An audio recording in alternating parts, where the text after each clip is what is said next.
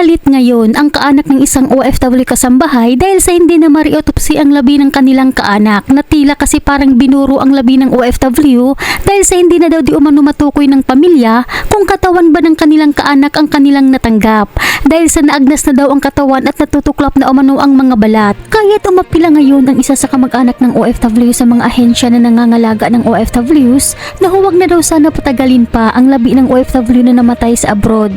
Ito'y upang para makilala pa at nang mapari-autopsy pa umano ng pamilya ang bangkay pagdating sa Pilipinas. Ito'y matapos na matanggap ng pamilya ang labi ni Nerissa Tenorio na isang OFW kasambahay sa Al-Khobar, Saudi Arabia noong February 26, 2025. Namatay daw di umano ito noong January 9, 2025 dahil sa nadulas at nabagok daw di umano ang ulo nitong ating kabayan. Ito umano ang ipinirating sa kanila.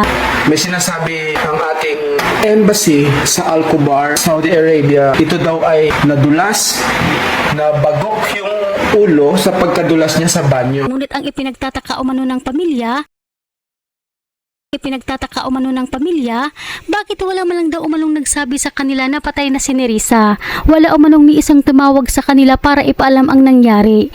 Na ayon dito sa kaanak, nalaman lang daw ng pamilya na patay na si Nerissa nang magpasaklulo ang ama sa uwa dahil sa hindi na umano ito sumasagot sa tawag. 3 araw umano itong tinawagan ng ama pero kahit daw ang amo na obligasyon daw sana nitong ipaalam sa pamilya ang nangyari dahil sa kasambahay nito si Nerissa ay hindi umano sinagot ang tawag ng ama ni Nerissa. Kaya't nasabi ng kaanak, kung walang foul play, bakit hindi daw sinagot ng amo ang tawag ng ama? Bakit hindi daw nila pinaalam kaagad at bakit pa daw pinaabot pa ng 48 days sa freezer ang bangkay kung natural death? Yung kanyang tatay ay almost 2 to 3 days nang tumatawag sa kanyang anak ay hindi sinasagot ng anak.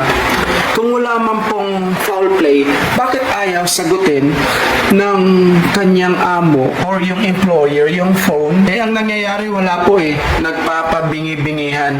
Kaya't duda ang mga kaanak na may hindi magandang nangyari sa likod ng pagkamatay ni Nerissa. Ayon dito, bakit inutopsy umano ang bangkay kung natural death? Biak umano ang liig nito hanggang tiyan at para pa umano itong tinanggalan ng isang mata. Nakabuka pa umano ang bunganga at nakatabingi umano ang mukha at nakaikis pa umano ang talukap ng mata. Tanda umano na hindi ito namatay sa natural death. Bukod pa umano sa mga ito, nahihirapan pa umano sila na kilalanin ang kanilang kaanak dahil sa nag-iba na umano ang mukha nito. Namamanas na ang mukha. Hindi mo na ma-identify. Paano pa ipa-autopsy yun? Kawawa yung remains. Biyak na yung katawan. Paano mo pa i-re-autopsy? Ay, na-autopsy na. Ano ngayon yan ng pamilya? Gano'n na lang? Tanggapin na lang ito ang pagkamatay ni Nerissa ng ganito. Mahirap. Our death certificate ay natural death. Natural death. Okay, natural death. Tapos, i-autopsy. Tapos, ayusin yung dokumento.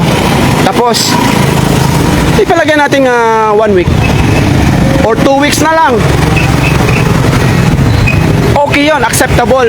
Pero 48 days, ilalagay mo yung bangkay sa freezer, magbabago talaga ang mukha nun.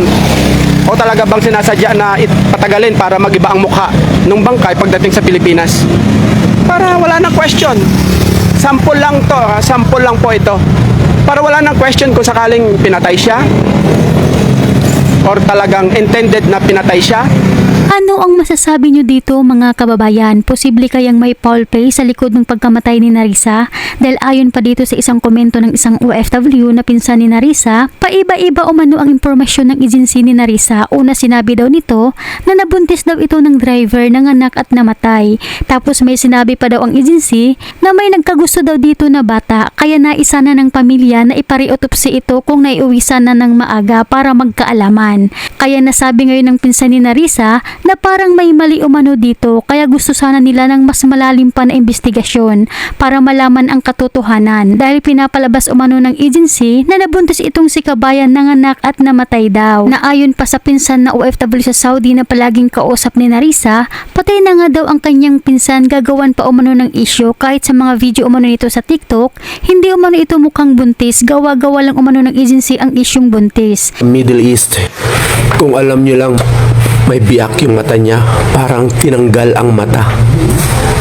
Marami pa pong mga questionable na dapat i-examine dito sa Pilipinas kung ano ang ginawa nila sa bangkay ni Nerissa.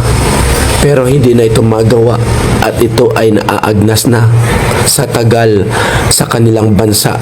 Inuulit-ulit ko, sa death certificate, cause of death, natural. Pwede pa bang patagalin yon ng 1 linggo or 2 linggo na i-autopsy nila? Oo, nandoon na tayo. Pero ipalagay na natin ay kung inotopsy nila kaagad for 1 week or 3 weeks na lang, ay di after noon, ipinadala na nila dito yung bangkay sa Pilipinas. Eh ang problema, yung number ng agencies dyan sa Saudi Arabia ay makontak mo, makausap mo, 2 minutes lang, and then i-follow up mo, wala na, hindi mo na makontak siya. E paano yun? Kaya kailangan ng ating mga government agencies ay active at talagang natulong sa ating mga Filipinos na nandyan sa Middle East.